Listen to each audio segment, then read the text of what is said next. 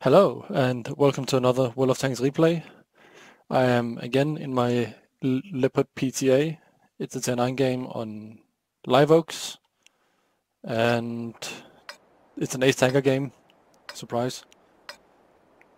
And in this game I will again showcase how the mobility of the Leopard allows you to support multiple flanks and really dominate end game, because you can move so freely around. By the way, will also be my last PTA video because it is now done. I have ground out the Leopard 1. It took me 3 days, and I must admit that it only took me 107 games because there's a double XP event on at the EU server this weekend, and then with some platooning it meant we won a lot. So this tank also has a, a win rate of 70 odd %. So that's nice. Anywho, back to the game. I like to sit here where I am now in the beginning when I'm in a support tank to support whatever might be in the middle there, and just to get some early shots off on the heavies as they push over. But sadly here I misplaced myself a bit, so I got spotted, and it meant I didn't have any shots on the heavies as they were pushing in. I tried to pull up and I just mouse over to see if I can find the silhouette. And then, oh hello, a Type 64 just chilling in the middle there. He gets spotted and he gets taken down. He would have been a pain in the ass if he had been allowed to sit there. And then he claims his team is a noob team because he was clearly firing, and then because of that he got spotted. Anywho, I decided to shift my focus south because we don't have a lot of tanks down there. And again, you can see how quickly I'm able to do that. Just zooming back, and then I'm on the other flank now. In the city itself, I notice we have a 5120 and IS-8 Super Pershing and Carnarvon against what it seems they have an IS-8 5120 as well, and then a KV-5 and T-34 instead. So it's 4v4. So I was not feeling confident. I was just not assuming that they would lose immediately, hence my focus down here. And this position here allows you to shoot at stealth at that VSET, or people in that corner. The only reason I got spotted was because the Centurion poked over. And now I try to, here you can see the gun depression being a bit wonky, and I just YOLO shoot the Centurion and I pen his turret. So that was pleasant surprise. I don't know, that shot could have 11 out of 10 times missed, but just this one time RNG just smiled upon me. And while this is going on, you can notice the artillery and Ferdinand are clearing up in our forces in the north. And in a second you will see something nice. There we go. The VZ-120 just drowned himself by accident. He fell down into the pit of doom. I've been there myself. But while he was doing that, the Ferdinand just killed the 3090 as well. So it's not looking too good in the north. So I decide, okay, there's still an unspotted ISU somewhere, but if he's camping down this line, I will just have to take a hit because we need to win this down here now. And if he's there, I'll just take cover. I tell the T-34-1 to follow me. I make a nice little bend, come up behind them.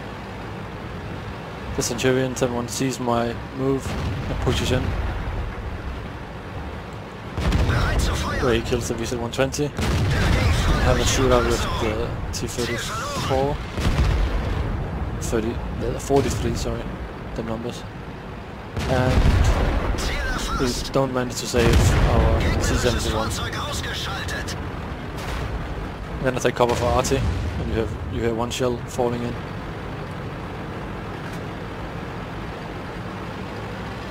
And looking in the north, it's not looking too good, but in a second you will see, I think it is Arty just, there we go, blep. So no, it's 8-8, so it's okay. And then, oh, Ferdinand and T-49 pushing through the middle.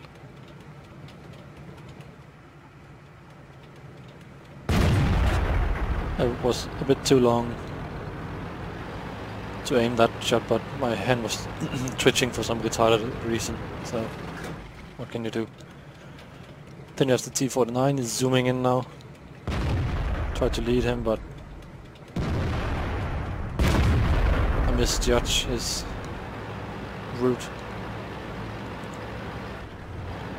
And now the 5120 and the town is being swarmed by the T-34 and KV-5. We tried to save the FCM. The Ferdinand just died, so I'm trying to save the FCM. Sadly the shot goes slightly high. But he's now tracked. And we can kill him. Okay, now I decide, okay, I need to push in on this T-34 and KB-5. I'm trying to sell this T-34-1 to help me. Because if they first get into our base, or if the T-34 gets into the dip, it'll be very hard to dig them out. Instead of trying to kill their RT and then maybe getting blapped by it and so on. If we keep on being unpredictable, then hopefully we can avoid RT. And after some persuasion, the T-34-1 agrees to go with me. And now I'm pinging on the map, you can't see it, but I'm telling him to go along the coastline, so to speak, and I'll go inland and around so we can hopefully pincer them. And I notice here that the T-34 is one-shottable if, I mean, 7 out of 10 times maybe I'll kill him in one shot. So those are good odds. And then the KB-5 is spotted, and that's the T-34-1 spotting him. So I'm assuming, okay, now our T-34 will be looking in that direction. So I decide to just go in, and lo and behold, T-34 is looking somewhere else. I shoot him quickly, just get down, because now the KB-5 is looking at me and RT has been spotted. So I zigzag, get it underneath the hill here, and I auto-aim, pull up, shoot, pull back down. And now I'm waiting for the T-34-1 to attack, while I'm avoiding RT as best as I can. And here we go. The RT hits him once. The T-34-1 is circling in one way and I'm circling him the other way. And high roll and a burn, that's not bad. And now it's just a matter of cleaning up. And I don't know if you've been following the chat, but the FCM 50 ton was complaining back when he died that I had 3 kills and full health, because clearly I had been doing something wrong.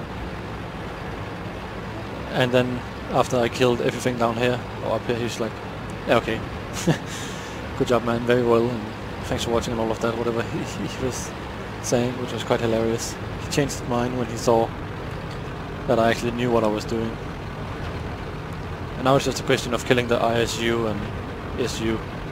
And I split up with the T-34-1 because the ISU cannot protect both the western approach and the southern approach. So if I go in here and spot them, he can go in this way and vice versa. So I go in, I spot him, I take a shot at him, and I proxy spot the RT. And now I just wait. I mean, there's no reason for me to go out and take a smack in the face. And RT just killed the ISU, like blep.